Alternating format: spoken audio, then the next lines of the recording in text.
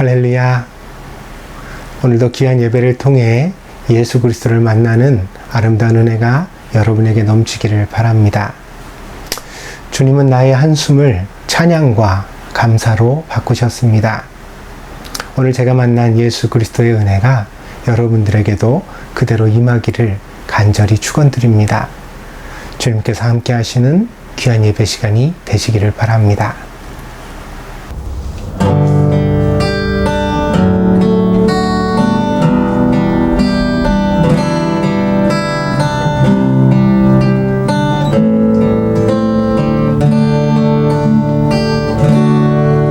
고달픈 삶의 눈에도 무뎌지고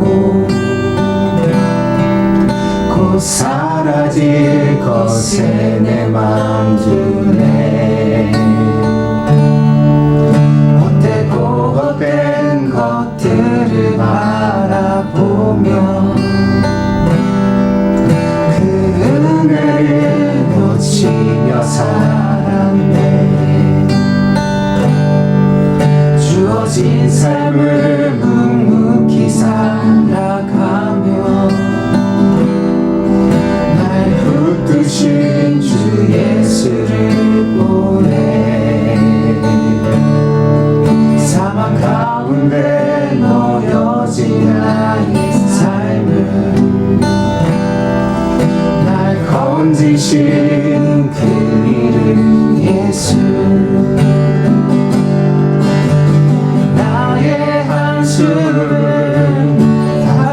바꾸셨네.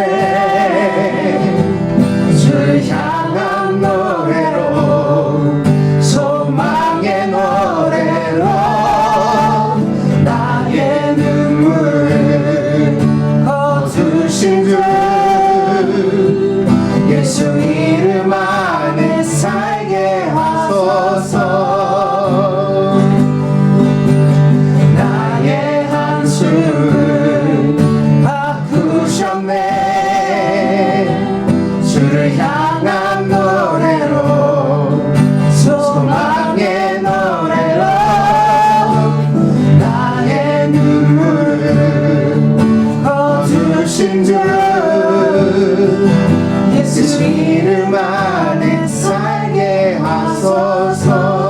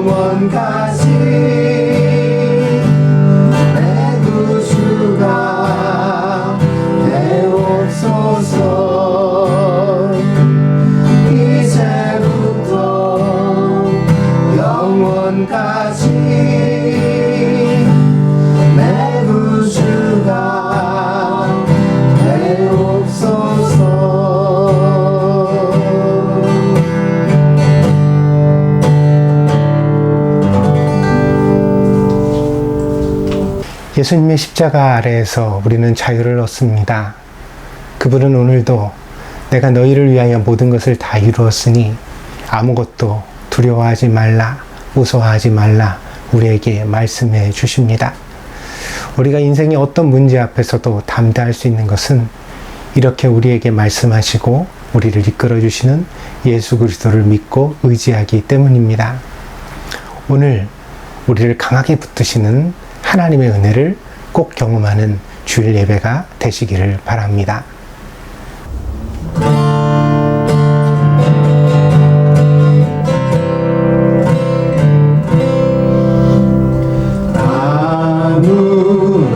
아무것도 두려워 말라. 주 나의 하나님이 지켜주시네. 놀라지 마라, 겁내지 마라. 주님 나를 지켜주시네.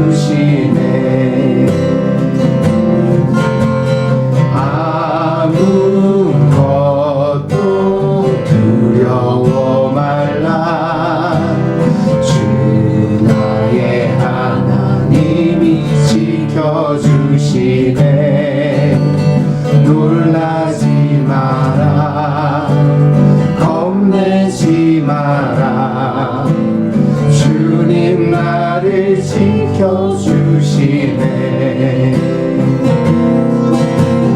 내 맘이 힘에 겨워 지칠지라도 주님 나를 지켜주시네. 세상에 험한 눈가 몰아칠 때도 주님 나를 지켜주시네.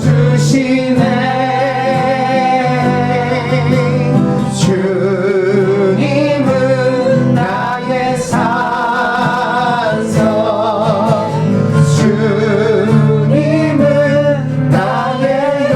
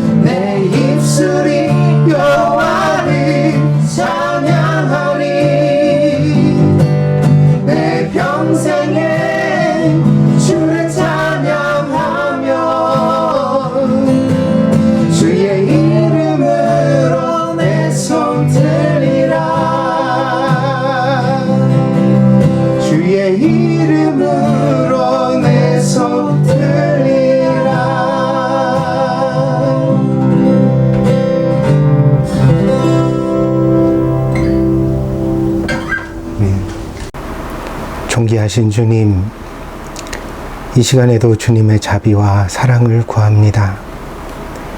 메마른 저희 영혼에 주의 은혜를 단비처럼 부어주셔서 사랑할 줄 알고 사랑받을 줄 아는 사람이 될 수 있도록 저희를 이끌어 주옵소서. 아무리 오래 살아도 후회만 가득한 인생이 있고, 비록 다른 이들보다 길지 않아도 충만한 인생이 있다는 것을 저희는 이미 배우고 있습니다. 주님, 저희가 살아가는 날들이 주님의 진리 안에서 보람과 행복으로 충만하게 하옵소서. 그리하여 저희의 삶과 예배가 다르지 않게 하시고, 저희 자신의 만족을 넘어 주님의 기쁨이 되는 인생이 될 수 있도록 주님께서 저희를 변화시켜 주시옵소서. 고통과 두려움이 많은 이 세상에서 저희를 보호해 주시고, 저희의 연약한 믿음에 강한 은혜를 부어 주셔서 사람과 사람 사이에 많은 문제에도 불구하고 항상 더욱 주님을 사랑하듯 사람들을 사랑할 수 있도록 저희를 붙잡아 주시옵소서. 오늘도 예배합니다. 내 삶도 초라하고 내 예배의 자리도 초라하지만 그 느낌에 묶이거나 굴복하지 않고 중심을 보시는 주님 앞에 최선을 다해 예배합니다. 주님, 우리가 참된 예배자가 되어 이 땅을 치유하며 주님의 뜻을 전하게 하옵소서. 우리 예배에 부흥을 주시옵소서. 주님의 역사하심을 기대하오며 사랑이 많으신 예수님의 이름으로 기도하였습니다. 아멘.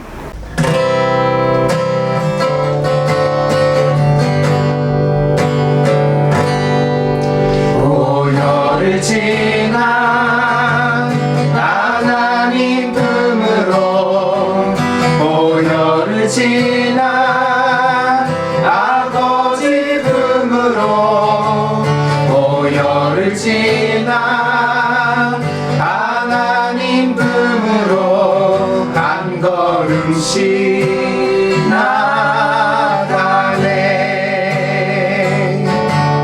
오열을 지나 하나님 품으로, 오열을 지나 아버지 품으로, 오열을 지나 하나님 품으로 한 걸음씩 나가네. 존귀한 주 보혈이 내 영을 새롭게 하시네. 존귀한 주 보혈이 내 영을 새롭게 하네. 존귀한 주 보혈이 내 영을 새롭게 하시네. 존귀한 주 보혈이 내 영을 새롭게 하네.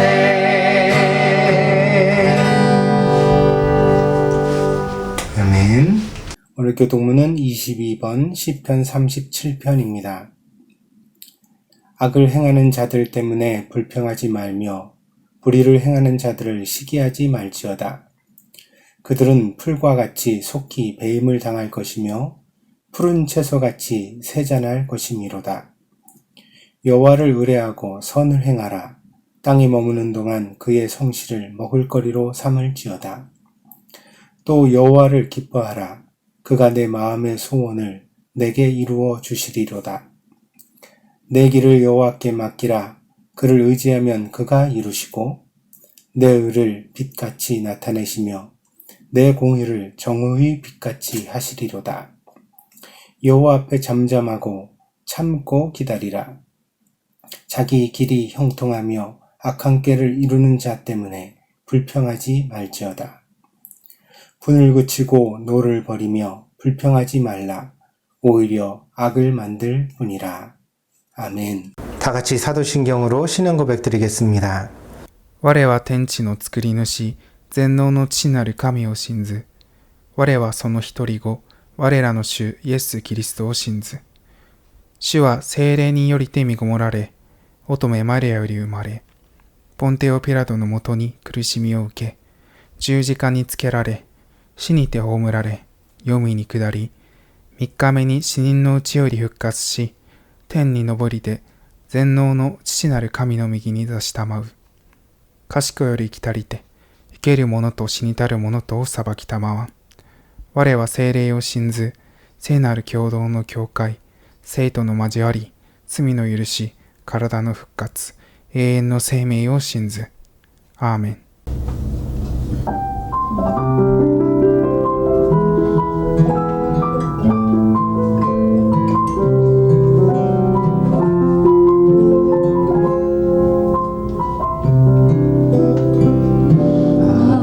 아버지 당신의 마음이 있는 곳에 나의 마음이 있기를 원해요.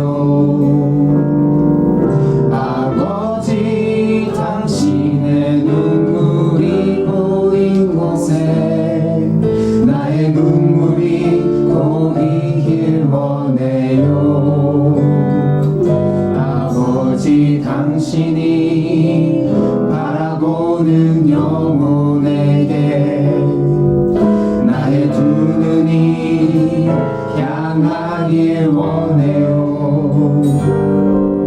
아버지 당신이 울고 있는 어두운 땅에 나의 두 발이 향하길 원해요.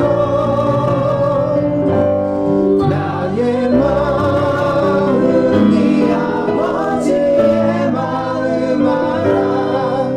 내 모든 뜻 아버지의 뜻이 될 수 있기를. 나의 온몸이 아버지의 마음 알아. 내 모든 삶 당신의 삶 되기를.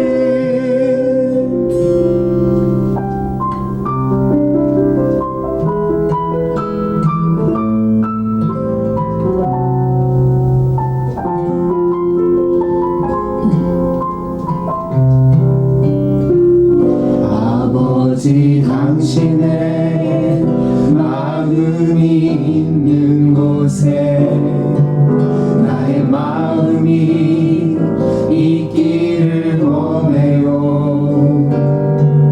아버지 당신의 눈물이 고인 곳에 나의 눈물이 고이길 원해요.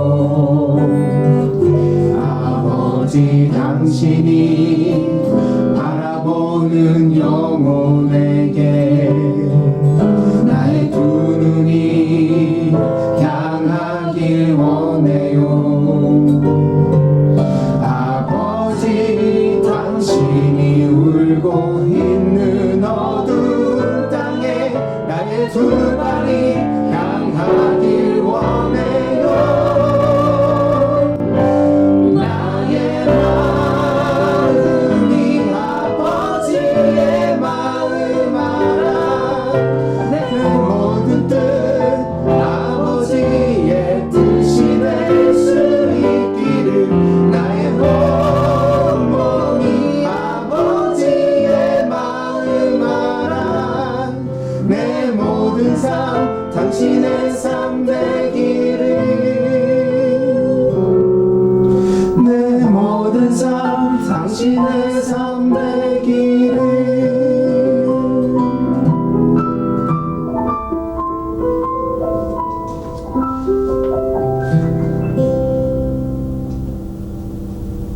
사는 주님 감사드립니다. 이렇게 주일 시간 허락해 주시고 어떻게 모일 수는 없는 상황 속에서 이렇게 영상으로서 예배를 드리는 우리들의 모습이지만 주님께서 이 마음들 하나하나를 지켜주시옵소서. 항상 부족한 마음으로 우리가 살아가고 있습니다. 조금 더 주님께 의지하면서 조금 더 주님께 기도하고 좀 더 주님의 말씀을 들으면서 살아가야 되는데 그러지 못한 부분이 참 많은 것 같습니다. 한 번 더 시간 그런 마음도 되게 새겨서 생각할 수 있는 시간이 될 수 있도록 도와주시고 오늘 말씀을 통해서도 우리가 조금 더 성장할 수 있도록 허락해 주시옵소서. 그 다음에 오늘 또 말씀의 그런 능력 또한 주님께서 우리에게 허락해 주시고 인터넷 상이니까 조금 더 그런 편하게 들을 수 있는 모습도 있을 것 같습니다만 이 시간만큼은 조금 더 집중하여 하나님께 의지하고 정말 길을 기울 수 있도록 허락해 주시옵소서. 그리고 특히 우리 멀리 떨어지는 가족들과 그 다음에 제이사님, 그 다음에 권사님까지, 그 다음에 여기서 다시 한국으로 돌아온 우리 가족들, 그 교회 소외 성도들 또한 정말 주님께서 지켜주시고, 인터넷상에서 예배지만 동일한 하나님께서 그런 성령의 축복을 허락해 주시옵소서. 사랑하는 주님, 특히 또 우리의 여기 살면서 여러 가지는 백신에 대한 그런 부분과 그 다음에 회사에 대한 생활, 그리고 우리 학교 생활, 그리고 우리 가정에 여러 가지 그런 것도 있을 거라 생각합니다. 그런 부분 하나하나 주님께서 하나하나 지켜주시고 관섭해 주시옵소서. 특히 빨리 백신을 맞고 한국에 잠깐 돌아가서 우리 가족들을 볼 수 있는 그런 소중한 시간을 보낼 수 있도록 허락해 주시옵소서. 특히 한국에서 우리 권사님과 우리 최입사님 건강을 지켜주시옵소서.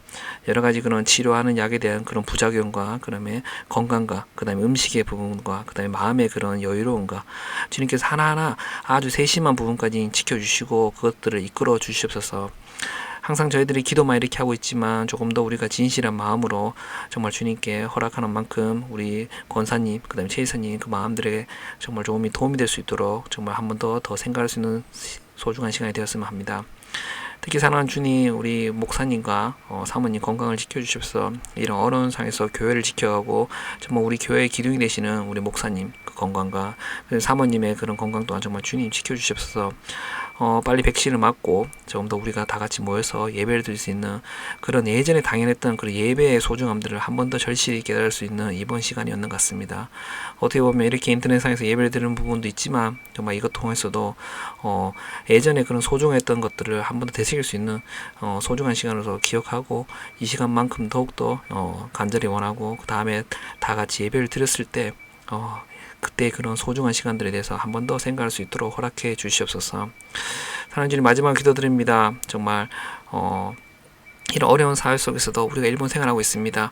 일본을 생활하면서도 우리가 교회를 섬기고 정말 일본 땅에 살아가는 이유에 대해서 한 번 더 생각할 수 있도록 도와주시고 정말 우리를 통해서 하나님이 영향이 될 수 있고 하나님이 사랑을 전할 수 있는 그런 마음 허락해 주시옵소서. 그리고 아이들의 건강과 아이들의 학교 생활, 그 다음에 직장 다니시는 분들의 그런 사회적인 그런 생활 속에서도 조금 더 하나님의 향기를 품을 수 있도록 허락해 주시고 어려운 상황이지만 조금 더 남을 돕고 정말 남을 섬길 수 있고 정말 하나님의 그 말씀대로 살아갈 수 있도록 우리 마음들을 지켜주십시오. 오늘 이 시간 한 번 더 말씀드립니다. 그냥 쉽게 흘러보는 시간이 안 될 수 있도록 도와주시고 이 예배에 기회 기를 수 있도록 우리 마음들을 지켜주시옵소서. 이 모든 말씀 예수님 이름으로 기도드렸습니다. 오늘 우리에게 주시는 하나님의 말씀은 누가복음 5장 1절에서 11절입니다. 봉독하겠습니다. 무리가 몰려와서 하나님의 말씀을 들을새 예수는 게네사렛 호숫가에 서서 호숫가에 배 두 척이 있는 것을 보시니 어부들은 배에서 나와서 그물을 씻는지라. 예수께서 한 배에 오르시니 그 배는 시몬의 배라. 육지에서 조금 떼기를 청하시고 앉으사 배에서 무리를 가르치시더니 말씀을 마치시고 시몬에게 이르시되 깊은 데로 가서 그물을 내려 고기를 잡으라. 시몬이 대답하여 이르되 선생님, 우리들이 밤이 새도록 수고하였으되 잡은 것이 없지만은 말씀에 의지하여 내가 그물을 내리리이다 하고 그렇게 하니 고기를 잡은 것이 심이 많아 그물이 찢어지는지라. 이에 다른 배에 있는 동무들에게 손짓하여 와서 도와달라 하니 그들이 와서 두 배의 채움에 잠기게 되었더라. 시몬 베드로가 이를 보고 예수의 무릎 아래에 엎드려 이르되 주여 나를 떠나소서 나는 죄인이로소이다 하니 이는 자기 및 자기와 함께 있는 모든 사람이 고기 잡힌 것으로 말미암아 놀라고 세베대의 아들로서 시몬의 동업자인 야고보와 요한도 놀랐음이라. 예수께서 시몬에게 이르시되 무서워하지 말라. 이제후로는 내가 사람을 취하리라 하시니 그들이 배들을 육지에 대고 모든 것을 버려두고 예수를 따르니라. 아멘. 우리의 신앙은 이성과 영성이라는 두 바퀴를 가지고 있습니다. 세상에는 이성과 상식의 수준에도 부합하지 못하는 많은 일들이 일어나는데 이런 일들이 신앙으로 포장된다는 것은 참으로 통탄할 일이 아닐 수 없습니다. 때문에 우리는 이런 종류의 가르침에 대하여 경계하고 또한 조심해야 합니다. 가족을 버리고 예수를 쫓아라. 내가 교회에 나오는 것을 방해한다는 것은 이미 내 부모에게 사탄이 들어갔다는 뜻이니까 지지 말고 이겨야 한다. 내가 사탄의 위협을 이겨내야 너희 가족도 구하고 너도 구원받을 수 있는 것이다. 피라미드 구조의 사이비 집단에 들어간 20살 남짓의 아이들이 세뇌를 당하듯이 반복하여 들었다는 가르침입니다. 조금만 인생의 경험을 가지고 상식의 눈높이에서 바라보면 이런 말들은 결코 성경적 가르침이라고 할 수 없는 천박한 수준의 정신적 폭력이라는 것을 금세 간파할 수 있겠지만 때로는 미숙한 사람들이 그것을 끊지 못하고 조금만 더 들어보자 그렇게 미루다가 마침내 그 수렁에 빠져버리곤 합니다. 그래서 신앙에도 기본적으로 상식이 있어야 하고 이성이 작동해야 하는 것입니다. 건강한 신앙은 생각을 멈추게 하는 것이 아니라 오히려 우리의 생각을 더 깊어지게 하고 순수해지게 하고 또한 각성하게 하는 것입니다. 때문에 훌륭한 신앙은 또한 훌륭한 이성의 자양분이 되기도 합니다. 그러나 이성이 신앙의 전부는 아닙니다. 왜 그렇습니까? 인간이 가진 한계 때문에 그렇습니다. 욥기를 보면 욥이 이제 그 의인임에도 불구하고 어떤 사정으로 인하여서 고난과 역경을 수없이 당하게 되잖아요. 욥은 계속해서 이것을 알고 싶어 합니다. 왜 자신이 이렇게 어려운 일에 처하게 되었는지 그 사연을 알고 싶어 합니다. 그러나 마지막까지 하나님은 욥에게 그것을 설명해 주시지 않습니다. 오히려 마지막에 욥에게 하나님이 이렇게 말씀하십니다. 욥기 40장 6절에서 9절입니다. 그때 여호와께서 폭풍우 가운데에서 욥에게 일러 말씀하시되 너는 대장부처럼 허리를 묶고 내가 내게 묻겠으니 내게 대답할지니라. 내가 내 공의를 부인하려느냐 내 의를 세우려고 나를 악하다 하겠느냐. 내가 하나님처럼 능력이 있느냐 하나님처럼 천둥 소리를 내겠느냐. 이 대화에 있어서 말씀하시는 하나님의 말씀의 요지는 욥은 하나님이 아니라는 것입니다. 그래서 욥과 하나님의 마지막 대화가 욥기 40장에서 41장까지 두 장에 걸쳐서 아주 길게 나와 있거든요.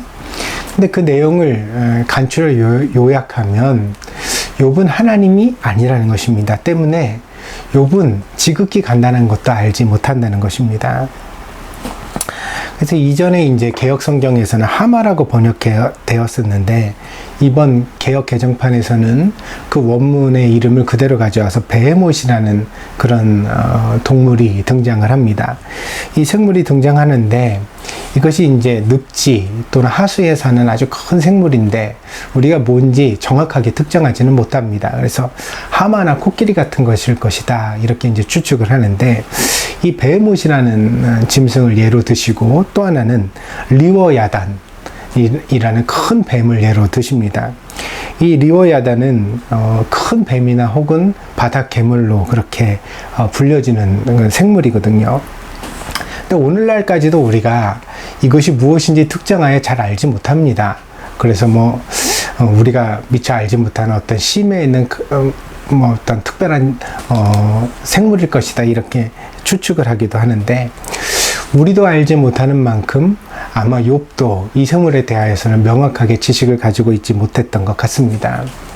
하나님이 세상에 어떤 생물이 살아가는 것조차도 잘 알지 못하면서 하물며 인생의 비밀을 내 인생의 어떤 의문들을 다 알 수 있겠느냐, 이렇게 이제 욥에게 반문하시고 있는 것이지요.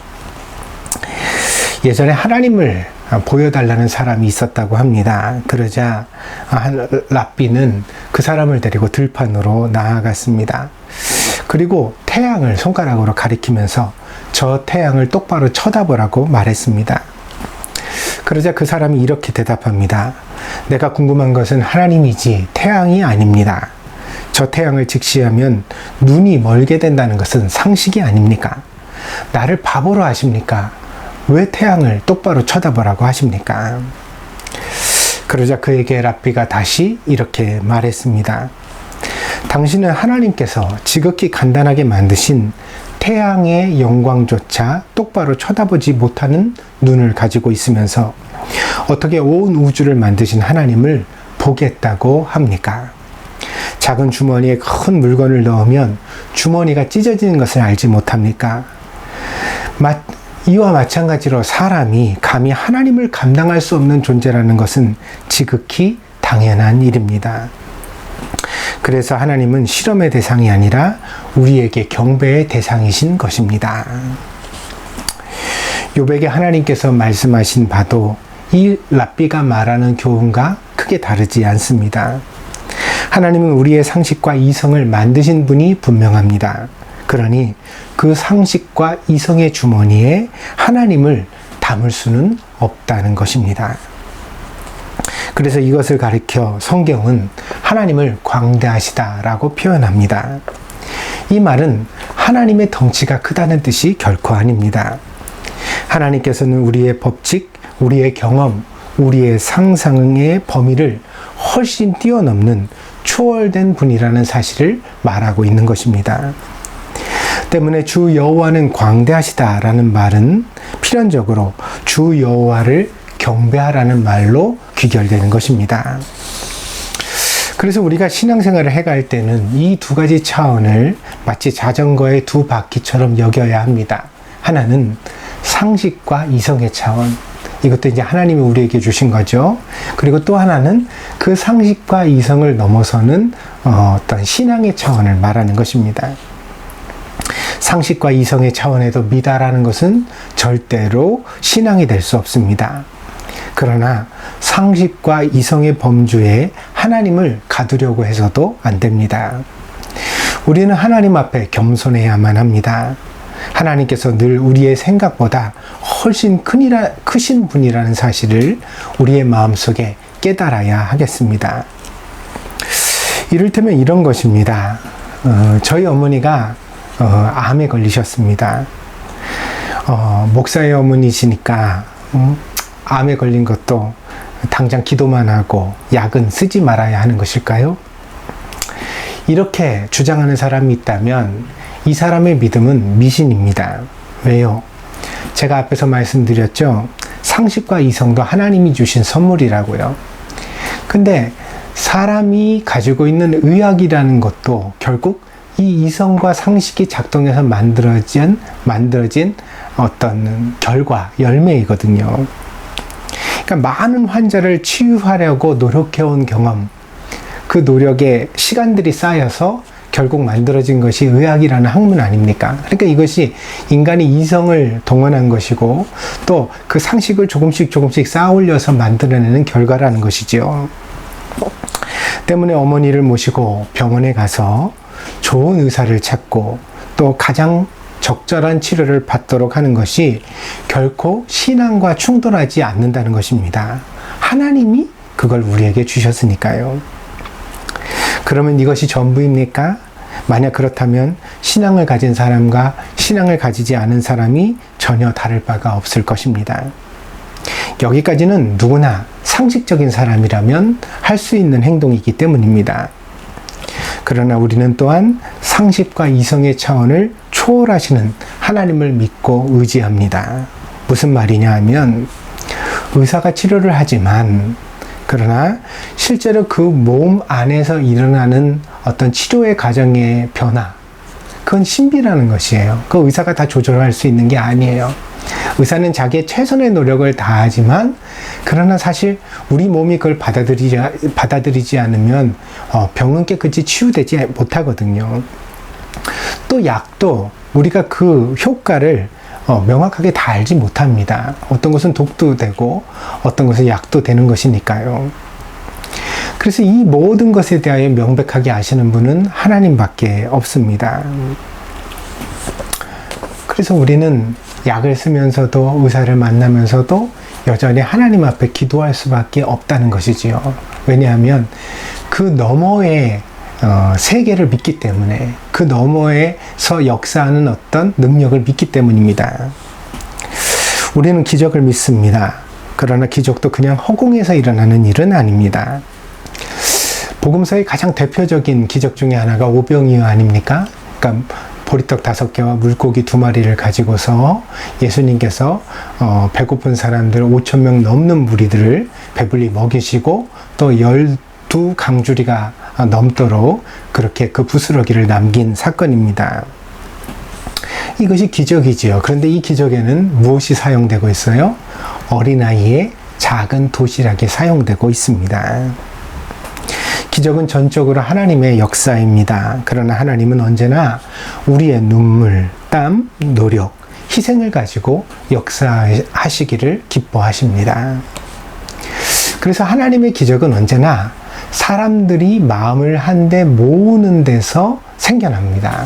거기에 하나님이 역사를 하시고 기적을 주십니다. 그러니까 어떤 환자가 있다고 한다면 그 환자가 자기의 병 낫기를 진심으로 바라고 나으려고 의지를 가져야 되겠지요. 또한 의사가 최선을 다해서 진료해야 합니다. 자기가 가진 방법을 다 동원해서 그 환자를 낫게 하려고 노력해 가야 하지요. 그리고 그 가족들과 교우들도 함께 마음을 같이하여 중보하고 최선을 다해서 병 낫기를 기도해야만 합니다. 그러나 이런 노력 속에서도 우리는 우리의 한계를 명심해야 합니다. 우리가 우리의 머리카락 한 올도 희고 검게 할 수 없는 것처럼 사람의 생명과 건강을 결정할 수 있는 능력은 오직 하나님께만 있다는 것. 오직 하나님의 결정과 통치에 모든 것을 맡기는 믿음이 우리에게 있어야 한다는 것입니다. 그래서 우리가 다 어떻게 해요? 이성과 상식의 노력을 다하지만 하나님 앞에 겸손한 태도를 취하는 것, 그것이 바로 진짜 신앙인 것입니다.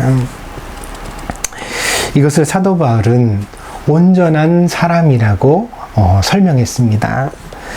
사도 바울은 이런 신앙을 가진 사람이 온전한 사람이라고 말합니다. 그래서 에베소 교회에 보낸 편지에 그런 내용이 있습니다. 에베소서 4장 13절입니다. 우리가 다 하나님의 아들을 믿는 것과 아는 일에 하나가 되어 온전한 사람을 이루어 그리스도의 장성한 분량이 충만한 데까지 이르리니. 여기서 믿는 것과 아는 것이 하나 되었다고 그랬으니까 이 온전한 사람이란 것은 결국 온전한 신앙인을 뜻하는 것이겠죠. 그렇다면 온전한 신앙이라는 것은 무엇이에요? 믿는 것과 아는 것. 아는 것은 이성과 상식의 부분이겠죠. 믿는 것은 초월적 부분이겠죠. 이 부분이 하나가 되었을 때 비로소 참된 신앙이 된다고 설교하고 있는 것입니다. 여기까지 긴 설명을 드렸습니다. 왜냐하면 이것을 이해하는 것이 오늘 본문을 풀어가는 핵심 열쇠이기 때문입니다. 오늘 본문은 시몬과 그의 동료들이 예수님의 제자가 되는 과정을 우리에게 보여주고 있습니다. 여기서 시몬은 우리가 잘 알고 있는 제자 베드로입니다. 예수님께서 이 베드로의 가능성을 알아보시고서 그를 게바라 부르셨거든요. 이 게바는 아람어입니다. 아람어로 반석, 큰 바위를 뜻하지요. 그리고 베드로는 히브리어입니다. 히브리어로 이제 반석이란 뜻이죠. 그래서 게바가 곧 반석인 것입니다. 여러분, 가위바위보를 할 때 이 가위바위보도 지역마다 사투리가 서로 다르다는 것 아십니까? 이를테면 바위에 해당하는 말이 충청도에서는 방쿠이랍니다. 그리고 평안도, 강원도, 경상도에서는 방구라고 불려지고요.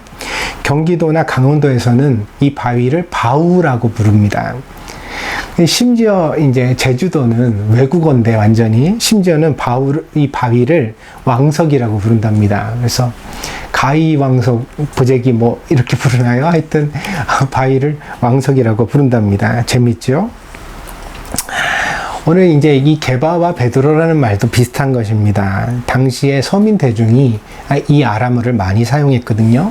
아람이라는 나라가 실제로 있었습니다. 예전에 이스라엘과 이웃 나라였죠. 그런데 예수님 시절에는 이제 망해서 사라지고 없었습니다. 그러나 그 언어가 살아남아서 이스라엘 사람들에게 흔히 쓰여졌던 것이지요. 그래서 마치 이스라엘 사람들에게 이 아람어는 사투리와 같았던 것입니다. 그러니까 예수님께서 사투리로 이 시몬을 향해서 야 바우야 이렇게 말씀을 하셨어요.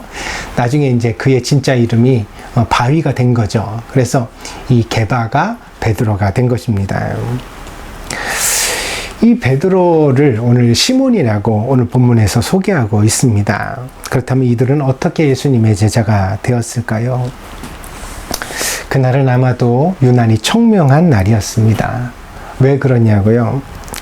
낚시를 해보신 분은 알겠지만 약간 비가 보슬보슬 오고 흐린 날이 물고기 잡기에 좋은 날입니다. 물고기 입질도 많고요. 그런데 어떤 날이 낚시가 힘드냐면 아주 때학볕인 날이죠. 이런 날은 물고기가 잘 반응도 하지 않습니다. 나타나지도 잘 않지요. 근데 이제 오늘 본문이 물고기를 못 잡은 날이거든요. 그래서 제가 특별히 청명한 날이었다고 그렇게 추측을 하는 것입니다. 어부였던 시몬과 친구들은 밤새 수고를 했지만 이상하게 그날은 물고기를 한 마리도 잡지 못했습니다.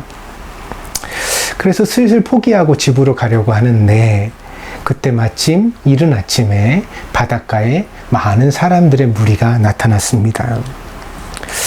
예수라는 선지자가 저기 있다고 사람들이 말했습니다. 근데 예수가 이 시몬이라는 사람에게 다가오시더니 그 물가에 배를 대고 있는데 집에 가려고 그러는데 다가오시더니 조용하게 설교할 자리가 필요하니까 당신 배를 좀 빌려서 여기 물가에 띄워줄 수 없겠느냐. 내가 그 배에서 사람들에게 설교를 하고 싶다. 이렇게 이야기를 하셨습니다. 이 장사꾼들이 장사가 되지 않는 날 어떤 사람이 와서 동전 좀 바꿔달라고 그러면 화를 내기 십상이거든요. 왜냐면 재수 없잖아요. 장사도 안 됐는데 심지어 손님인 줄 알고 어서 옵시오 그랬더니 돈 바꿔달라고 그러면 얼마나 화가 나요. 근데 하물며 물고기 잡는 어부가 물고기를 한 마리도 못 잡은 날, 또 어부들은 이 미신도 강하고 또 성격적으로도 굉장히 격정적인 사람들이 많았거든요. 그래서 아마 베드로가 10중 8구 화를 냈어야 할 겁니다. 그런데 이상하게도 그날 이 시몬은 매우 얌전했습니다.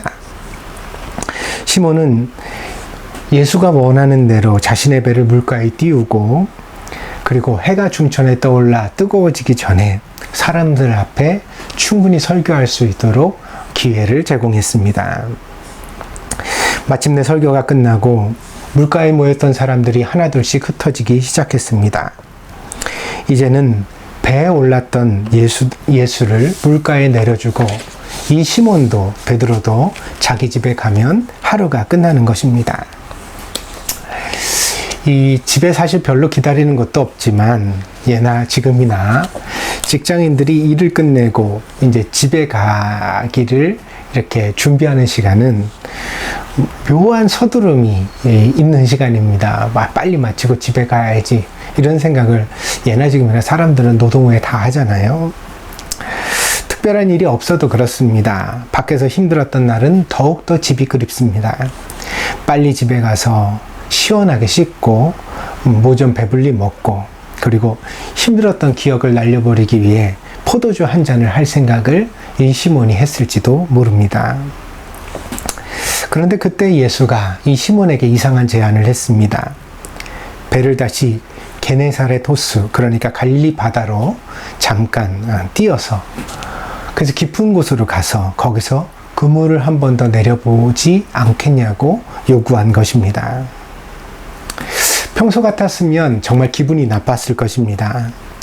도대체 예수가 물에 대하여 무엇을 안다는 것입니까? 그가 성경을 알고 사람들을 가르친다고 하여서 평생 이곳에서 어부질을 했던 자신에게 물고기 잡는 법을 가르칠 수 있는 것은 결코 아닙니다. 그러나 시몬은 이 예수의 제안을 거절할 수 없었습니다. 아마도 그가 예수의 부탁을, 그 요청을 들어주게 된 데에는 아마도 그가 들었던 설교가 작용한 것이 아닌가 그렇게 추측되어집니다. 어쩌면 예수님은 이 시몬의 배에 올라서 그날 절대로 포기하지 말라라는 제목으로 설교하셨을지도 모릅니다. 아무튼 그 설교를 들은 시몬은 예수의 이야기에 귀를 기울이고 그 말을 듣지 않을 수 없었습니다. 그래서 이 시몬은 이렇게 대답하게 됩니다. 오늘 본문 4절 5절입니다. 말씀을 마치시고 시몬에게 이르시되 깊은 데로 가서 그물을 내려 고기를 잡으라. 시몬이 대답하여 이르되 선생님 우리들이 밤이 새도록 수고하였으되 잡은 것이 없지만은 말씀에 의지하여 내가 그물을 내리리이다 하고. 그렇습니다. 시몬은 경험이 많은 어부였습니다. 그는 또한 히브리인으로 하나님을 알고 있었습니다. 분명히 이 시몬도 베드로도 태어난 지 8일 만에 할례를 받았을 것이고 어린 시절에는 회당에 가서 신명기를 암송하고 이사야서를 배웠을 것입니다. 그도 아마 물고기 잡으러 바다로 호수로 나가기 전에 하나님께 만선을 달라고 기도했을지도 모릅니다. 그러나 그의 지식과 믿음은 바로 그 수준에서 멈춰 있었습니다. 물고기를 많이 잡아도 그리 하나님께 감사하지는 않고. 왜요? 그건 내가 수고해서 그냥 잡은 거니까요. 또 물고기를 전혀 잡지 못해도 그렇게 하나님께 섭섭하지도 않은 상태. 왜요? 하나님과 상관없이 그건 그냥 내가 노력해서 얻는 거 아니에요? 오늘 특별히 재수 없는 날 아니에요? 그러니까 하나님을 믿는다고는 하지만 현실 속에서 하나님과 자신의 삶이 깊이 연관되지는 못한 상태. 그저 모든 것이 운명처럼 팔자처럼 혹은 상식처럼 흘러가고 있었습니다. 그런데 그런 그에게 예수가 나타난 것입니다. 예수는 그가 전혀 걸어보지 못한 길을 재촉했습니다. 우선 배를 좀 띄자 그랬더니 자기 배니까 같이 뛸 수밖에 없잖아요. 그랬더니 그 배에 앉아가지고 배를 물가에서 조금 떨어지게도 하고 다시 돌아오기도 하는 거가 이 베드로의 일이었을 테니까 누가 제일 설교를 잘 들었겠어요? 베드로가 들었겠죠. 뭐 어떻게 합니까? 많은 사람 들으라고 쩌렁쩌렁 예수님 말씀하셨을 텐데 그 이야기를 같은 조그만 배 안에서 같이 앉아가지고 어떻게 안 들을 수 있습니까? 그렇게 설교를 듣고 났더니 이제 그의 경험, 그의 완고한 고집을 내려놓으라고 그리고 복종하라고 요구하십니다. 내가 밤이 맞도록 물고기를 잡아서 오늘은 물고기 못 잡는 날인데 근데 그 경험, 그 지식 그거 다 내려놓고 다시 한 번만 깊은 데로 가서 그물 내려라. 너 내 말에 복종할 수 있겠니? 예수님 그렇게 베드로에게 말씀하신 것입니다. 결국 시몬은 배를 끌고 깊은 곳에 나가 그물을 던졌습니다. 그리고 그 결과는 참으로 놀라웠습니다. 오늘 본문 6절 7절입니다. 그렇게 하니 고기를 잡은 것이 심이 많아 그물이 찢어지는지라.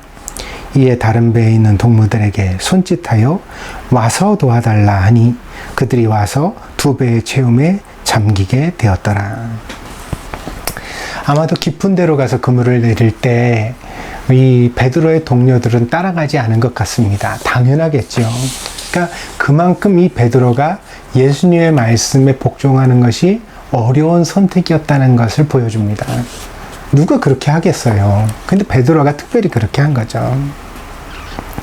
그래서 그물이 찢어질 정도로 가득한 것을 확인하게 되었을 때 이 시몬은 즉시로 동료들을 불러서 자기에게 와서 도와주기를 청했습니다. 물고기는 예상보다 훨씬 많았습니다.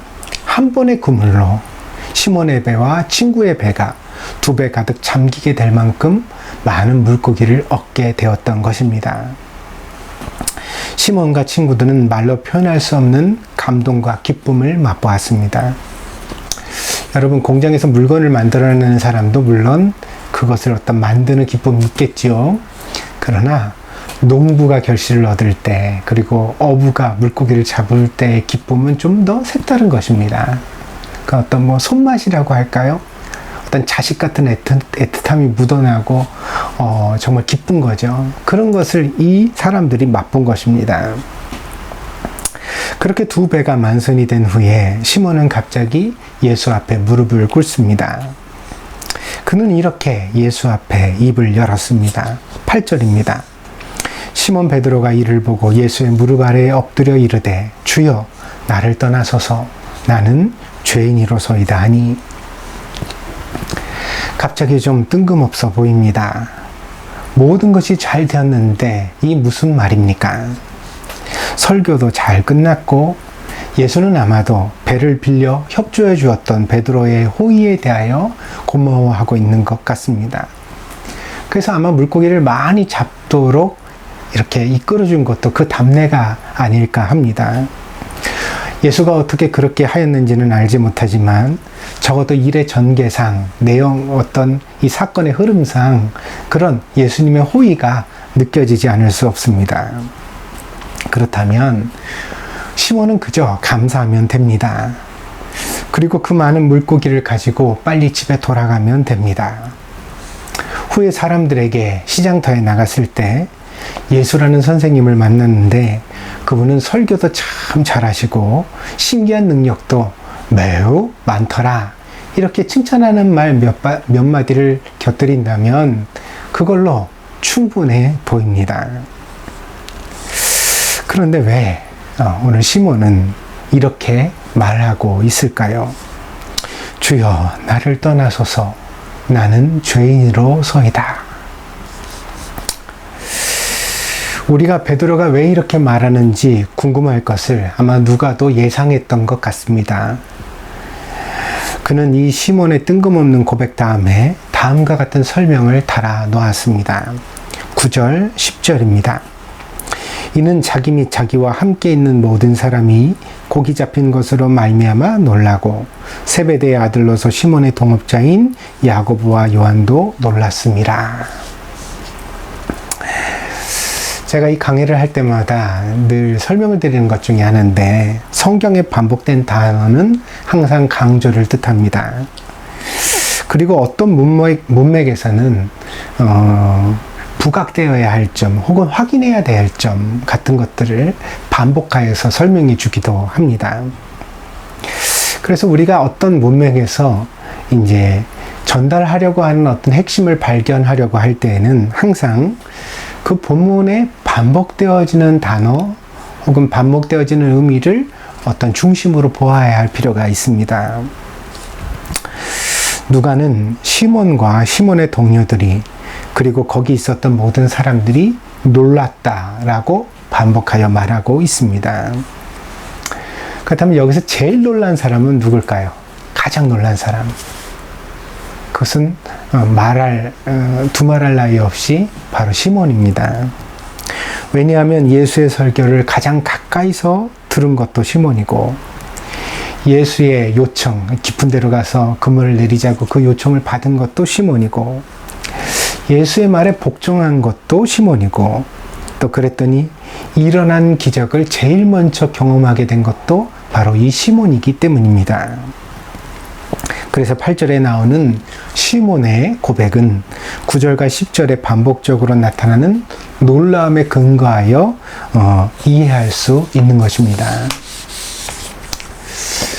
그래서 이 본문에 나타나는 놀라움은 우리에게 두 가지 사실을 보여줍니다. 첫째로 시몬은 특별히 무엇을 놀랐냐면 이 만남이 우연이 아니라는 사실을 깨닫게 되면서 놀랐습니다. 당시 게네사렛 호숫가에, 그러니까 갈릴리 바다라고 일컬어지는 곳이죠. 여기에 시몬과 시몬의 친구들만 배를 가지고 있었을까요? 그럴 리가 없지요. 이 좋은 어장에 수많은 배들이 나와가지고 아마 어업에 종사하고 있었을 것입니다.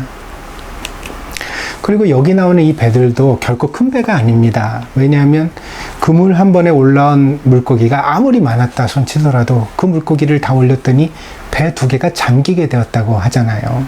그러니까 어떻게 보면 이 나룻배, 카누, 카누보다는 좀 크겠죠. 그래, 나룻배만한 그런 배를 말하고 있는 것입니다.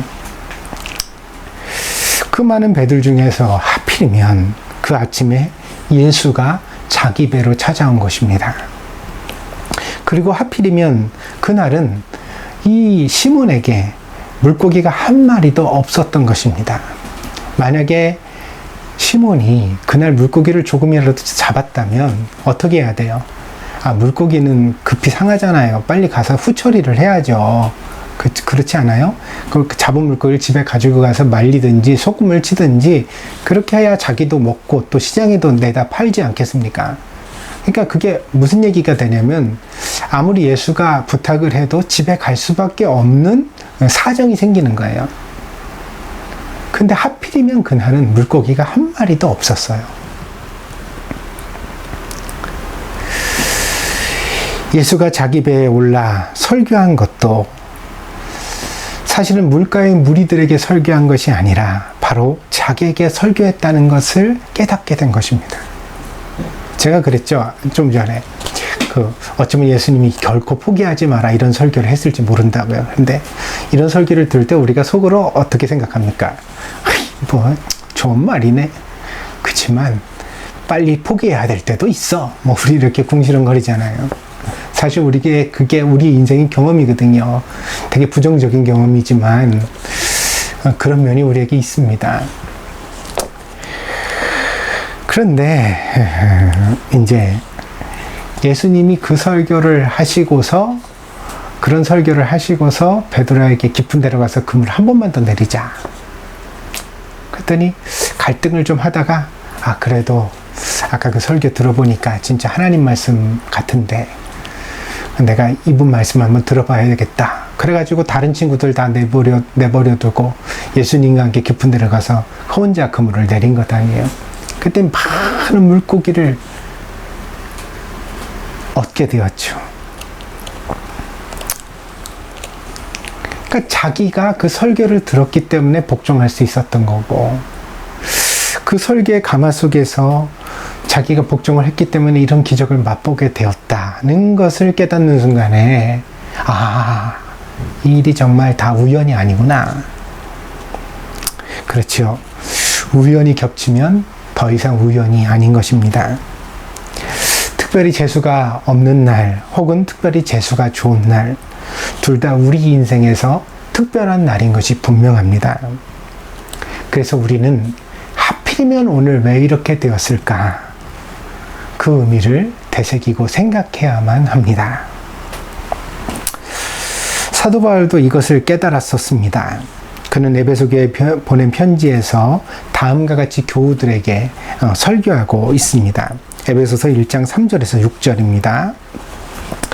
찬송하리로다. 하나님 곧 우리 주 예수 그리스도의 아버지께서 그리스도 안에서 하늘에 속한 모든 신령한 복을 우리에게 주시되 곧 창세전에 그리스도 안에서 우리를 택하사 우리로 사랑 안에서 그 앞에 거룩하고 흠이 없게 하시려고 그 기쁘신 뜻대로 우리를 예정하사 예수 그리스도로 말미암아 자기의 아들들이 되게 하셨으니 이는 그가 사랑하시는 자 안에서 우리에게 거저 주시는 바 그의 은혜의 영광을 찬송하게 하려는 것이라. 시몬 베드로는 선택된 것입니다. 그리고 하나님의 그 기뻐하시는 뜻에 따라 예수의 제자가 되게 하시려고 예수님께서 그를 놀라게 하신 것입니다. 이제 시몬이 걸어가야 하는 길은 하나님께서 주신 특별한 은혜를 일평생 찬송하는 사람이 되는 것입니다. 그것이 곧 사도의 길을 의미했던 것입니다.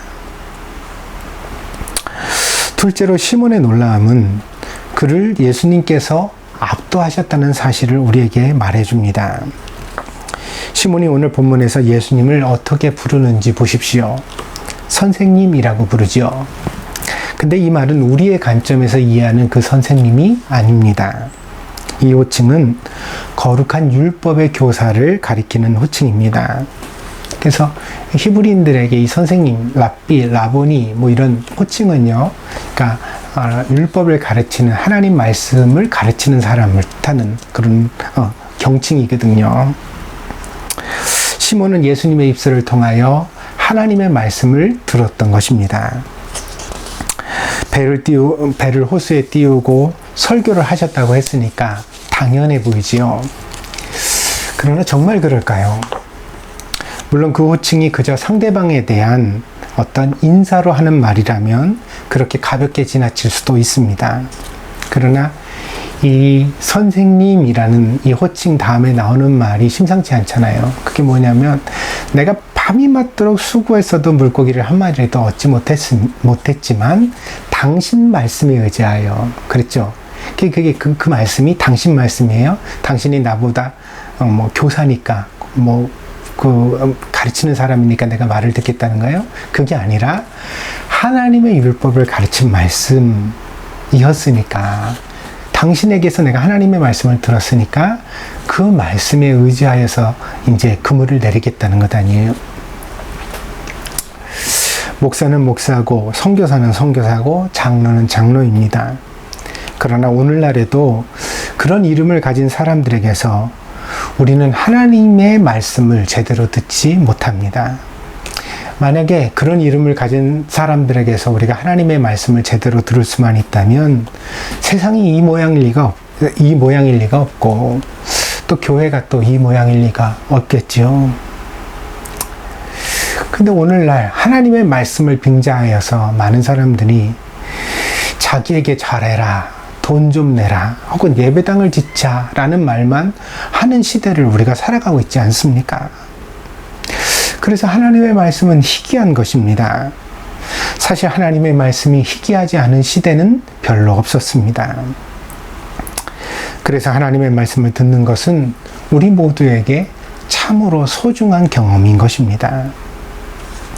베드로가 진실로 하나님의 말씀을 듣고 예수님을 선생님으로 호칭했다는 것은 그가 밤이 새도록 그물을 내려 헛수고를 하고서도 다시 배를 돌려 깊은 곳으로 나아가 그물을 내리는 그 수고, 그 복종을 하는 장면에서 잘 드러나고 있습니다. 그래서 그가 하나님의 말씀을 듣고 감동받았던 것입니다. 은혜 받았던 것입니다. 한마디로 시몬 베드로는 자신의 지식과 경험에 부합하지 않는 예수의 가르침에 복종하는 경험을 했습니다. 그것은 이미 그가 물고기를 잡기 이전부터 예수에게 놀라고 있었다는 사실을 우리에게 말해줍니다. 그러니까 예수님은 범상치 않은 분이었던 거예요. 그러니까 이렇게 행동했겠지요, 베드로가. 여러분은 예수님께 놀란 경험이 있습니까?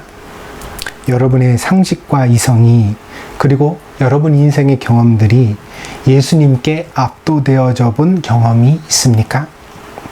신앙은 그런 경험을 통해 비로소 차원을 달리하게 됩니다. 그것이 시몬에게는 밤이 새도록 수고하고도 물고기를 한 마리도 잡지 못했던 허탕치던 밤이 바탕이 되었지만 여러분에게 그렇게 예수님이 여러분을 압도하시는 경험은 질병이 될 수도 있고 사업의 실패가 될 수도 있고 여러분 내면의 열등감과 마주하는 날이 될 수도 있습니다. 새벽의 직전에 가장 어둠이 깊다는 속담처럼 우리 인생의 고통과 문제는 오히려 그것을 해결하지 못하는 우리 자신의 한계를 인정하고 예수님께 복종하는 삶으로의 변화를 재촉하는 기회가 될 수도 있는 것입니다. 그러므로 문제 속에 살아온 당신이 오늘 이 설교를 듣고 해야 할 일은 바로 놀라고 놀라는 것 뿐입니다.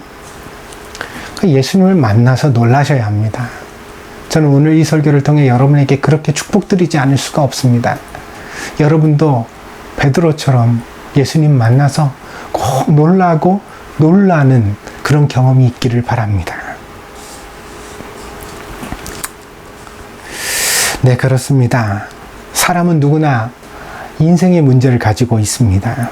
그리고 그 인생의 문제는 돈으로도 인간관계로도 노력으로도 풀리지 않습니다. 오직 우리 인생에 해답을 주시는 분은 예수님 뿐이십니다. 그러므로 예수님과 만나지 않으면 여러분의 인생은 구원받을 수 없습니다. 자신이 죄인임을 고백하고 구원을 요청하는 기도는 오직 예수님을 만난 사람만이 진실되게 할 수 있는 특별한 기도요 은총인 것입니다. 그리고 그 예수를 만나면 반드시 놀라고 놀라게 되어져 있습니다. 그분은 우리의 상상보다 크십니다. 우리의 생각보다 놀라운 분입니다. 그분에게는 항상 답이 있습니다. 그분에게는 우리의 문제를 단번에 해결하실 수 있는 능력이 있습니다. 그러므로 예수가 우리의 구원입니다. 여러분은 교회에서 목사를 통해 설교를 듣고 성경 공부를 할 수 있습니다. 이성적이고 상식적인 신앙의 부분들을 쌓아갈 수 있습니다. 그러나 여러분의 머리가 지식을 쌓는다고 하여서 그것이 여러분의 신앙을 부흥시켜 주지는 못합니다. 그러니까 목사가 할 수 있는 것은 여러분을 지적으로 충만하게 하고 또 여러분이 모르는 것을 알게 하는 것이에요. 그러나 여러분을 부흥시킬 수는 없습니다. 그것이 저의 한계입니다. 이것을 기본으로 하여서 그러니까 목사가 가르치는 성경에 대한 어떤 교양, 예수님을 아는 것, 성경을 아는 것이 기초적인 교양이 되는 것이지요. 이것이 이제 영어를 배울 때 ABC 배우는 것처럼 알파벳 배우는 것처럼 그 기본이 되는 것 뿐입니다. 여러분이 정말 여러분의 영혼의 스승 되시는 선생님 되시는 예수님을 만났을 때 그래도 기본이 좀 있어야 대화가 되고 또 그분의 설교를 들을 수 있지 않겠습니까? 그래서 세례 요한이 이 말씀했던 것처럼 목사는 그런 역할을 감당하는 것입니다. 누가복음 3장 16절입니다. 요한이 모든 사람에게 대답하여 가로되 나는 물로 너희에게 세례를 주거니와 나보다 능력이 많으시니가 오시나니 나는 그 신들매를 풀기도 감당치 못하겠노라. 그는 성령과 불로 너희에게 세례를 주실 것이요. 그러니까 목사가 이성과 상식의 수준 정도로만 어떤 성경의 진리를 그리고 또 뭐 하나님의 말씀을 여러분에게 전달해도 충분히 성공적인 것입니다. 그게 이제 세례 요한의 세례와 다를 바가 없는 거예요. 그 다음에 무엇이 꼭 있어야 되냐면 여러분이 직접 예수님을 만나고 예수님의 세례를 받으셔야 돼요. 그게 뭐예요? 성령 세례이고 또 놀라고 놀라는 경험입니다. 여러분을 압도하는 여러분의 상식과 이성을 뛰어넘게 만들어주시는 하나님의 믿음의 그런 경험이 필요합니다. 그래야 여러분이 참 신자가 될 수 있는 것입니다. 목사는 예수님을 대신할 수 없습니다. 아니 대신하기는커녕 세례 요한의 표현대로 그분의 신발끈을 풀기에도 충분하지 못합니다. 여러분을 진짜 놀라게 하실 분이 있습니다. 그분은 예수님이십니다. 여러분은 그분을 만나기를 힘쓰고 힘써야 합니다. 그분을 만나야 여러분의 인생이 해답을 얻을 것이기 때문입니다. 하루를 살아도 후회 없는 삶을 살 수 있는 내적인 충만함과 확신을 얻는 것은 오직 예수를 만나고 그분의 제자가 되는 것 외에는 다른 길이 없습니다. 그러므로 오늘 여러분이 딱딱해진 일상에서라도 예수님을 만나게 해달라고 간절한 마음으로 기도하는 것을 결코 멈추지 마시기를 바랍니다. 예수님을 만나 나도 놀라고 놀라게 해달라고 기도하십시오. 그분이 나를 압도하여 나의 경험과 상식의 틀을 깨뜨려 달라고 나를 제자의 길로 인도해 달라고 기도하십시오. 문제가 변하여 복이 되게 해달라고, 어둠이 변하여 빛이 되게 해달라고, 슬픔이 변하여 기쁨이 되게 해달라고 예수님을 갈망하면서 기도하는 여러분들이 되시기를 바랍니다. 예수님과 동행이 되는 것만이 우리 인생의 유일한 소망이기 때문입니다. 이 사실을 명심하는 우리 동경드림교 모든 성도들이 되시기를 진심으로 축원드립니다. 기도하겠습니다. 복되신 주님, 오늘 귀한 예배를 통하여 우리를 놀라고 놀라게 하실 예수님에 대한 소망을 품게 하시니 감사드립니다. 그런 경험을 마음에 품은 그런 신자들이 있다면 하나님 소중히 하고 또한 늘 주님과의 관계를 더 친밀히 하며 그 감동과 감격을 결코 잊지 않는, 첫사랑을 잃지 않는 그런 성도들이 될 수 있도록 하나님께서 저희들의 말씀 생활과 기도 생활을 은혜 가운데 인도하여 주시옵소서. 아직도 이성과 상식으로는 예수님을 알지만 그렇게 자기를 압도하시며 놀라게 하시는 예수님을 만나지 못한 신자들이 있다면 주님, 오늘 이 설교를 듣고 꼭 사모하는 마음을 품게 하여 주옵소서. 정말 예수님 만나기를 고대하는 그런 간절한 마음이 있으면 예수님께서 만나 주실 줄 믿습니다. 나를 간절히 찾는 자가 나를 만나리라 하셨사오니 오늘 그 말씀대로 사랑하는 성도들에게 이루어 주셔서 저들의 평생에 예수를 만나고 예수의 제자가 되는 아버지 하나님 소중하고 특별한 경험이 반드시 있을 수 있도록 하나님 축복하여 주시옵소서.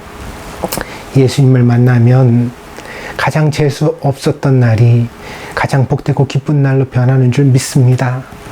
어둠과 슬픔이 물러가고 우리가 만족하며 기뻐하며 감사하게 되어집니다. 비로소 우리 마음에 하늘의 평화가 가득 채워질 수 있습니다. 주님, 이 소망을 품어서 예수님 앞에 나아가는 저희들이 되게 하여 주시옵소서. 감사를 드리며 예수님의 이름으로 기도하였습니다. 아멘.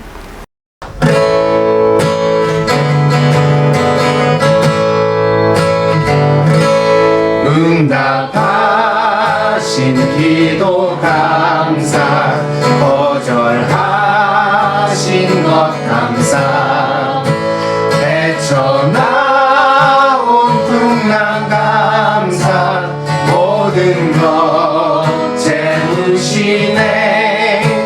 아픔과 기쁨도 감사, 절망 중 위로 감사, 증량 못할 은혜 감사, 크신 사랑 감사해.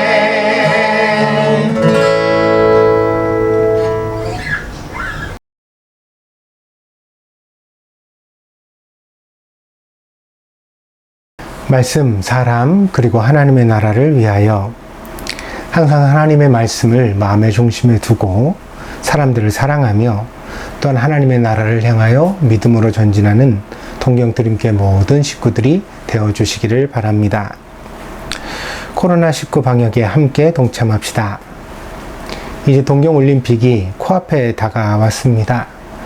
무엇보다 안전한 개최를 감당할 수 있도록 우리가 위하여 기도해야 되겠습니다. 어떤 형편과 상황으로 인하여 이 올림픽이 강행되었는지 우리는 알지 못하지만 그러나 이왕 하게 된 이상 무사히 잘 치러질 수 있도록 우리가 마음을 다하여 기도하고 또 협조해야 되겠습니다. 동경뿐 아니라 많은 주요 도시들의 비상사태가 21일로 끝나게 되어집니다. 이후로 감염자가 다시 재확산되는 상황에 들어가지 않도록 우리가 경각심을 가지고 우리 자신도 조심하고 또 위하여 기도해야 되겠습니다. 반가운 소식은 내리마 지역의 경우 이번 29일부터 백신 접종표가 발송된다고 합니다. 이것을 이제 받게 되어지면 대규모 그 접종센터에 연락을 해서 예약을 해서는 백신을 맞을 수 있게 되겠지요. 우리 교회 식구들 모두 다 빨리 맞을 수 있게 되어지기를 바랍니다. 뿐만 아니라 이 백신 접종도 다수의 부작용들이 보고되고 있어서 좀 걱정이 있습니다.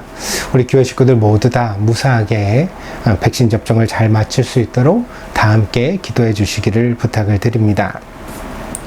투병 중인 교우들을 위하여 기도해 주십시오. 우리 이명희 권사님과 최동현 집사님을 위하여 함께 중보하는 것 잊지 마시기를 바랍니다. 주님께서 꼭 일으켜 주셔서 건강한 모습으로 우리 함께 뵐 수 있기를 바랍니다. 지난 18일에는 이명희 권사님이 백신 접종을 1차로 하셨습니다. 최 집사님 경우는 제가 미처 알지 못했었는데 지난주에 소식을 나누면서 얘기를 들으니까 요양병원에 입원하신 분들은 우선 접종 대상이라서 이미 2차 접종까지 무사히 잘 마치셨다고 합니다. 이명희 권사님도 2차 접종까지 아무 후유증 없이 잘 마치실 수 있도록 여러분들 위해서 기도해 주시고요. 지금 1차 접종 이후에는 별다른 증상 없이 잘 이겨내시고 있습니다. 여러분 끝까지 같이 기도해 주시기를 바랍니다. 중보 기도에 다 같이 참여합시다. 여러분 가정의 기도 제목을 목사가 받았습니다. 위하여 날마다 기도하고 있는데 여러분도 또한 기도하고 있는지 모르겠습니다. 자기의 기도 제목을 목사에게만 맡기지 마시고 여러분들 스스로 기도하셔야 합니다. 우리가 함께 기도해서 제가 따로 그 메일을 보내서 여러분 말씀드렸죠. 3개월이라는 시간을 가지고 우리가 이번 기도 제목이 어떻게 변하는지 함께 기도해 보자고요. 여러분들 기도 제목 가지고 기도하고 있으니까 이 3개월의 시간 동안 하나님께서 우리에게 어떤 응답을 주시는지 다 같이 기대해 보았으면 합니다. 뿐만 아니라 여러분들도 더욱더 이 힘든 시기에 기도에 힘쓰는 그런 성도들이 되어 주시기를 다시 한번 부탁을 드립니다. 동경드림교회를 위하여도 기도해 주십시오. 교회가 든든해야 교우들의 신앙과 삶도 든든할 수 있습니다. 교회를 위한 기도 우리가 멈추지 말아야 되겠습니다. 이 시대에 꼭 필요한 교회 그리고 또 건강한 교회가 될 수 있도록 우리 교회를 위해서 모두 다 함께 기도해 주시기를 바라고 또 아울러 목사를 위해서도 여러분들 항상 같이 기도해 주시기를 부탁을 드립니다. 시편 묵상이 계속되고 있습니다. 매주 수요일 날 영상이 나가는데 여러분들 처음에는 목사가 이제 생각을 할 때 한 20분 정도 15분 20분 정도를 해야 되겠다 이렇게 생각을 하고 가볍게 시작한 일인데 하다 보니 또 길어지고 있습니다. 혹시라도 여러분이 조금 지루하다고 말씀해 주시면 시간을 조금 조절할 생각도 있습니다. 여러분들 어떠신지 좀 반응을 달라고 그랬는데 참 말들 안 들으시네요. 근데 시간이 좀 긴지 혹은 짧은지 혹은 궁금한 점이 있는지 형식이 너무 딱딱한지 너무 어려운지 목사에게 좀 얘기를 해주셔야 여러분의 반응을 듣고서 잘 적절하게 조절해 갈 수 있을 것 같습니다. 제가 다 잘한다는 그런 자신감은 없지만 그러나 여러분들 요구에 최대한 맞추려고 노력을 해볼 테니까 여러분들이 함께 좋은 강의를 만들어 주시기를 부탁을 드립니다. 교회 유튜브 채널에 동참 바랍니다. 예배 실시간 전송을 위하여 구독자 1000명을 모으고 있습니다. 쉽게 될 거라고 생각을 하지는 않았습니다. 워낙 우리 구독자가 적었으니까요. 주변에 좀 알리고 사람들을 모아서 만들어 갈까 생각을 하고 있는데 조급한 마음은 아닙니다. 하나하나 해나가다 보면 금세 좀 좋은 시간이 되지 않을까 생각을 합니다. 여러분들 같이 주변에 알려주시고 또 힘을 모아주셔서 교회가 미래를 위하여 잘 준비될 수 있도록 협조해 주시기를 바랍니다. 다른 광고가 없으시면 2021년도 주제 찬송 주님 마음 내게 주셔서 함께 드리고 축도로 예배를 폐하겠습니다.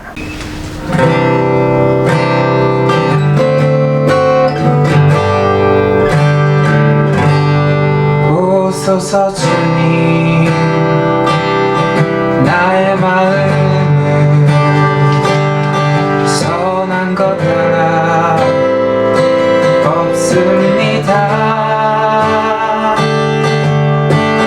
그러나 내 모든 것 주께 드립니다. 사랑으로 안으시고 날 새롭게 하소서.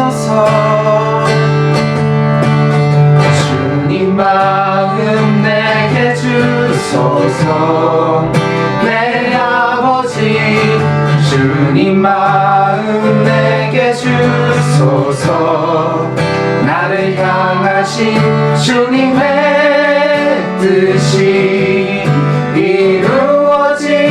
이루어지도록 주님 마음 내게 주소서. 내게 사랑을 가르치소서. 당신의 마음으로 용서하게 하소서. 주의 성령 내게 채우사 주의 길 가게 하소서. 주님 당신 마음 주소서. 주의 성령 내게 채우사 주의 길 가게 하소서. 주님 당신 마음 주소서. 주님 마음 내게 주소서. 내 아버지 주님 마음 내게 주소서. 나를 향하신 주님의 뜻이 이루어지도록 주님 마음 내게 주소서.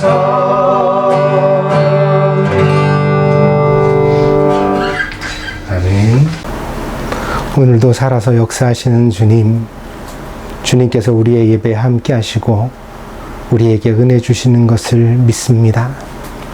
오늘 들려진 말씀이 사랑하는 성도들에게 꼭 은혜가 되고 힘이 되어서 사랑하는 예수님 만나기를 소망하며 그 주님 앞에 날마다 간절한 마음으로 고대하는 귀한 성도들이 되게 하시옵소서. 우리가 믿은 지 오래되면 우리의 마음에 감동이 무뎌지고 우리 안에 다시금 부흥이 필요한 그런 시절이 되어지기도 합니다. 주님, 우리는 날마다 예수님과 동행하고 있습니까? 그분 안에서 감동하며 은혜 받고 있습니까? 혹여라도 은혜에서 멀어진 성도들이 있다면 오늘 이 예배를 통하여 다시 한번 마음을 다짐하고 하나님 앞에 영적으로 부흥하는 귀한 성도들이 될 수 있도록 하나님께서 은혜를 더하여 주시옵소서. 예수님은 우리의 인생의 해답이 되십니다. 예수님은 모든 문제를 해결하시며 우리가 가지고 있는 모든 어둠과 고통을 몰아내실 수 있습니다. 이 예수님의 능력을 믿고 의지하는 저희들이 되게 하여 주시옵소서. 사랑하는 성도들의 가정을 위하여 복을 비우니 부부가 서로 존경하며 사랑하여 살아가게 하시고 자녀들을 양육하며 주의 교양과 훈계로 양육하게 하시며 저들의 일터에 보람을 주셔서 땀 흘려 수고한 것마다 합당한 열매가 맺혀 교회를 섬기고 이웃을 사랑하는 데 부족함이 없게 하시며 아름다운 관계에 축복을 주셔서 좋은 사람들을 곁에 많이 두고 외롭지 않은 인생 되게 하여 주시고 무엇보다 사랑하는 성도들에게 굳건한 믿음을 허락해 주셔서 아버지 하나님, 너무 많은 위험과 또한 유혹이 도사리고 있는 인생 가운데 좌우로 흔들리지 않고 올곧게 십자가의 길을 걸어가는 복된 성도들이 다 될 수 있도록 인도하여 주시옵소서. 무엇보다 저들에게 건강함을 주시기를 구합니다. 머리끝부터 발끝까지 하나님께서 강건케 하시기를 원하오니 몹쓸 질병이 유행하고 있는 이 땅 가운데 하나님 저희들을 눈동자와 같이 지켜주셔서 항상 건강하고 주님을 기쁨으로 섬길 수 있는 복된 성도들이 다 되게 하여 주시옵소서. 날마다 주님이 함께 하실 줄 믿습니다. 지금은 우리 구원의 방패가 되시며 날마다 우리를 선한 길로 인도하여 주시는 선한 목자가 되시는 우리 주 예수 그리스도의 풍성하신 은혜와 날마다 우리를 변함없이 사랑하여 주시고 함께 해주시는 아버지 하나님의 극진하신 사랑하심과 날마다 주의 말씀으로 우리를 부흥케 하시고 믿음의 길로 인도해 가시는 보혜사 성령님의 교통하시며 내재하시며 충만하신 역사가 오늘 동경드림교회에서 마음과 뜻을 같이하여 예배드린 사랑하는 성도들 머리 위에 저들의 가정과 직장과 학업과 저들의 모든 미래 위에 지금으로부터 영원히 함께 계실지어다. 아멘.